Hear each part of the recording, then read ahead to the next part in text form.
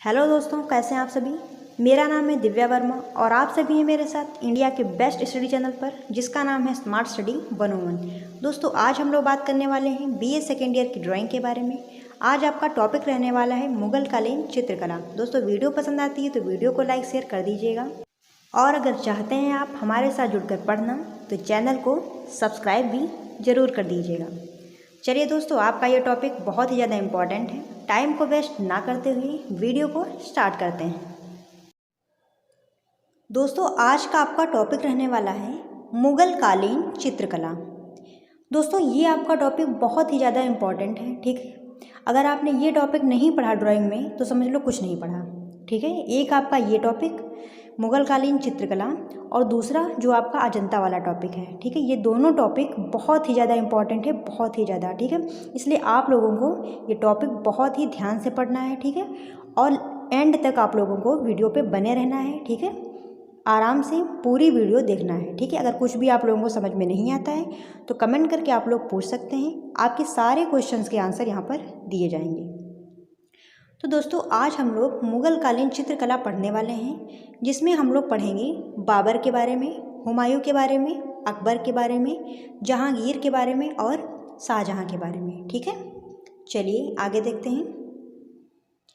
मुगल चित्रशैली। सबसे पहले हम लोग मुगल चित्रशैली के बारे में थोड़ा सा पढ़ेंगे। चलिए देखते हैं। भारत में मुगल चित्रकला 16वीं और 18वीं शताब्दी के बीच की अवधि का काल है। यह वह समय था जब मुगलों ने भारत के बड़े हिस्से पर शासन किया था। मुगल चित्रकला का विकास सम्राट अकबर, जहांगीर और शाहजहां के शासनकाल में हुआ। मुगल कालीन चित्रकला का सर्वाधिक विकास अकबर, जहांगीर और शाहजहां के शासनकाल में हुआ था। चलिए दोस्तों, आगे देखते हैं। बाबर। सबसे पहले हम लोग पढ़ेंगे बाबर के बारे में। चलिए देखते हैं। भारत में बाबर ने मुगल साम्राज्य की स्थापना की। 1526 में पानीपत की विजय ने उसे हिंदुस्तान का बादशाह बना दिया। भारत में मुगल साम्राज्य की स्थापना बाबर ने की थी। बाबर एक साहसी और वीर योद्धा था। प्रकृति से उसे बड़ा प्रेम था। तुर्की फारसी भाषाओं का वह ज्ञाता था। उसे तुर्की और फारसी भाषाएं आती थीं, ठीक है। उसने अपनी आत्मकथा भी लिखी है, जो बाबर नामा के नाम से प्रसिद्ध है, ठीक है। बाबर ने अपनी आत्मकथा लिखी है, जो बाबर नामा के नाम से प्रसिद्ध है। 30 दिसंबर 1530 में उसकी मृत्यु हो गई, ठीक है। बाबर की मृत्यु कब हुई थी? 30 दिसंबर 1530 में। चलिए आगे देखते हैं हुमायूं के बारे में। हुमायूं बाबर का सबसे बड़ा पुत्र था। हुमायूं का जन्म काबुल में 1508 में हुआ था। उसने इतिहास, धर्म, साहित्य तथा काव्य में अच्छी योग्यता प्राप्त कर ली थी। वह कुशल घुड़सवार तथा महान योद्धा था। हुमायूं जब सिंहासन पर बैठा उस समय उसकी आयु मात्र 23 वर्ष की थी। जब हुमायूं सिंहासन पर बैठा था उस समय उसकी आयु 23 वर्ष की थी। भारत की मुगल चित्रकला हुमायूं के शासन काल के दौरान विकसित हुई। जब हुमायूं भारत लौटा तो वह अपने साथ 2 फारसी महान कलाकारों ख्वाजा अब्दुस्समद और मीर सैयद अली को लाया, ठीक है। जब हुमायूं भारत लौटा तो वह अपने साथ 2 फारसी कलाकारों को साथ लेकर आया, ठीक है, जिनका नाम था ख्वाजा अब्दुस्समद और दूसरे थे मीर सैयद अली। पोथी खाने की सीढ़ियों से पैर फिसलने के कारण हुमायूं की मृत्यु हो गई। हुमायूं की रुचियों में चित्रकला प्रमुख थी, ठीक है। हुमायूं को चित्रकला में विशेष रुचि थी। हुमायूं अपनी युद्ध यात्राओं में भी अपने संग सचित्र पुस्तकें रखता था। हुमायूं के समय की एक प्रति ब्रिटिश संग्रहालय में है, जिसमें इसके वंशजों को बैठे हुए चित्रित किया गया है। यह चित्र सूती कपड़े पर बना है। इस समय डेरों, टेंटस में इसी प्रकार के चित्रों की टांगने की प्रथा थी, ठीक है। चलिए आगे देखते हैं। अब्दुस्मद का बनाया गया एक चित्र जिसमें बालक अकबर पिता हुमायूं को एक चित्र भेंट करते दिखाया गया है। अब्दुस्मद ने एक चित्र बनाया है जिसमें अकबर अपने पिता हुमायूं को एक चित्र भेंट करते हुए दिखाया गया है। यह चित्र तेहरान के गुलिस्तान पोथी खाने में रखा हुआ है। ठीक है, जो अब्दुस्मद के द्वारा बनाया गया चित्र है जिसमें अकबर अपने पिता को यानी हुमायूं को एक चित्र भेंट कर रहा है, यह चित्र तेहरान के गुलिस्तान पोथी खाने में रखा हुआ है। ठीक है, चलिए दोस्तों आगे देखते हैं। अकबर कालीन चित्रकला। अब स्टार्ट होती है आपकी अकबर कालीन चित्रकला। ठीक है, 1542 में अमरकोट के किले में अकबर का जन्म हुआ। अकबर का जन्म कहाँ हुआ था? अमरकोट के किले में 1542 में। अकबर का अर्थ होता है महान। वास्तव में अकबर एक महान शासक सिद्ध हुआ। जब हुमायूं की मृत्यु हुई उस समय अकबर की आयु मात्र 13 वर्ष की थी, 13 वर्ष की थी। ठीक है, जब हुमायूं की मृत्यु हुई उस समय अकबर की आयु कितनी थी? 13 वर्ष। अकबर सभी धर्मों का समान रूप से आदर व सम्मान करता था। उसने दीन ए इलाही नामक एक नया मत चलाया।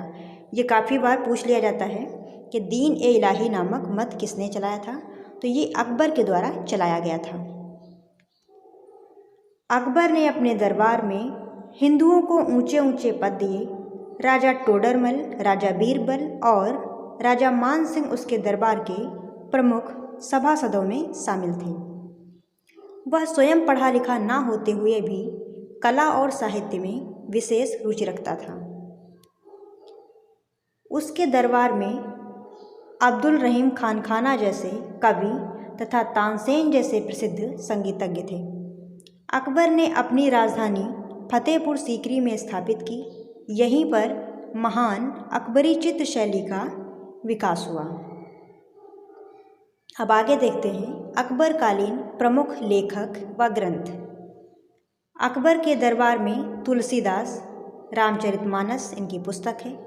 अब्दुल फजल अकबरीनामा, आईने अकबरी ये इनकी पुस्तकें हैं। निज़ामुद्दीन अहमद तबकाते अकबरी, कादिर बदायूनी, मुंतखब उत तवारीख जैसे लेखक हुए। ठीक है, जो आपकी ग्रीन कलर से हैं ये पुस्तकें हैं लेखक की, और जो ब्लैक कलर से हैं ये लेखक हैं। ठीक है, तुलसीदास की रामचरितमानस है, अबुल फजल की अकबरीनामा है और आईने या अकबरी है। निज़ामुद्दीन अहमद की तबकाते अकबरी पुस्तक है। ठीक है, और कादिर बदायूनी की मुंतखब उत तवारीख पुस्तक है। चलिए आगे देखते हैं। यहाँ राज तरंगिणी, महाभारत, रज़्मनामा, चंगेज़नामा, जफरनामा, रामायण, नल दमन, दमयंती, कलील दमना पंचतंत्र, अयारदानेस पंचतंत्र आदि अनेक ग्रंथों का फारसी अनुवाद कराया गया। ठीक है, ये सारे ग्रंथों का अकबर काल में फारसी अनुवाद कराया गया था। अकबर द्वारा चित्रित कराई गई पुस्तकों में हमज़ानामा सर्वप्रथम कृति मानी जाती है। ठीक है, जो हमज़ानामा कृति है वो अकबर के समय की पहली पुस्तक मानी जाती है। ठीक है, यानी कि चित्रित कराई गई पहली पुस्तक हमज़ानामा मानी जाती है। चलिए आगे देखते हैं। आगे और सारी पुस्तकें हैं, जैसे शाहनामा ईरान के राजाओं का इतिहास है। शाहनामा में ईरान के राजाओं का इतिहास है। तैमूरनामा में तैमूर का इतिहास है। बाबरनामा में बाबर का इतिहास है। जामी उत तवारीख में मंगोलों का इतिहास है। ठीक है, ये सारी अकबरकालीन ग्रंथ हैं। चलिए आगे देखते हैं अकबरकालीन चित्रशैली की विशेषताएं। काफ़ी इम्पोर्टेंट टॉपिक ये है, चलिए देखते हैं। अकबरकालीन चित्रों की रेखाओं में गति तथा लय है। अकबरकालीन जो चित्र बनाए गए हैं उन चित्रों की रेखाओं में गति है और लय है।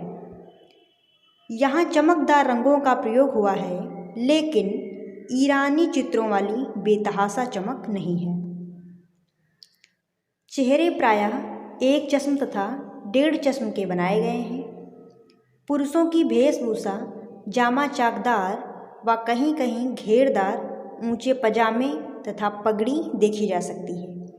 यहाँ स्त्रियों को कश्मीरी तथा राजस्थानी वेशभूषा में चित्रित किया गया है।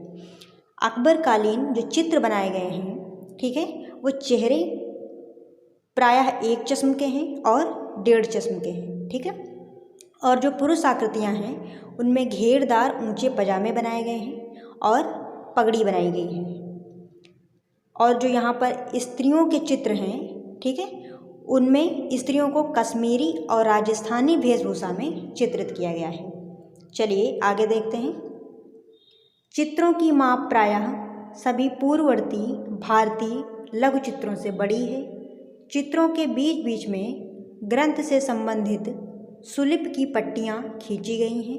यह ईरानी प्रभाव है, ठीक है। अकबरकालीन चित्रों में जो ग्रंथ जो बनाए गए हैं अकबरकालीन, उनमें सुलिप की पट्टियाँ खींची गई हैं, ठीक है। और यह प्रभाव ईरानी प्रभाव है, ठीक है। ईरानी प्रभाव है क्योंकि ईरान में इस तरीके से सुलिप की पट्टियाँ खींची जाती थी, जो अकबरकालीन ग्रंथों में भी देखने को मिली हैं। अकबरकालीन चित्रों में भाव अभिव्यक्ति, सजीवता और अलंकरण उभर कर आया है। कलम की बारीकी अकबरी चित्रों की कुछ अन्य विशेषताओं में से एक है।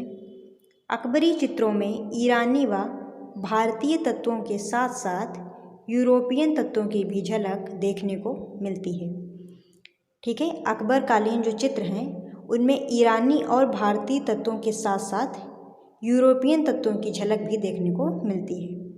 प्रायः चित्रतल पर वास्तु, पहाड़ों, वृक्षों तथा मानव आकृतियों की भीड़ भाड़ देखी जा सकती है।